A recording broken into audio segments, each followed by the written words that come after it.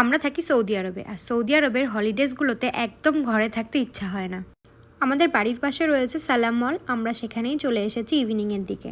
মেয়ের জন্য কিছু উইন্টার গার্মেন্টস দেখছিলাম। আমার এইটা বেশ পছন্দ হলো, মেয়েকে দেখালাম, কিন্তু ওনার পছন্দ আবার ঠিক অন্যটা। মেয়ের জন্য এখান থেকে কয়েকটা ড্রেস দেখছিলাম, এর মধ্যে একটা পছন্দ হলো তাই নিয়ে নিলাম। আমরা যে শপটা এসছি এর নাম রেড ট্যাগ। এখানে প্রচুর প্রচুর ক্যান্ডেলসও ছিল। হোম ডেকোরেটরেরও অনেক জিনিস এখানে পাওয়া যায়। এখান থেকে কেনা হয়ে গেছে আমাদের। এবার আমার হাজব্যান্ডের পেয়ে গেছে খিদে, বাইরে বেরোবে আর খাবে না সেটা তো ভাবতেই পারে না। তারপরে চলে গেছি ফুড কোর্টে গিয়ে কেএফসি থেকে খাবার অর্ডার করে নিয়েছে। কেএফসির সব থেকে ফেমাস তো চিকেন ব্রোস্ট, সেটা তো থাকতেই হবে। সাথে আরও অনেক কিছুই অর্ডার করেছে। এখানের একটা স্যালাড রয়েছে, সেই স্যালাডটা আমার বেশ পছন্দ হয়, সেই জন্যে হাজব্যান্ড অর্ডার করলো আমার জন্যে। এটার নাম ক্লোবস্লো। আর এই রাইসটা কে কে খেয়েছো তোমরা কেএফসির? আমার কাছে তো দারুণ লাগে।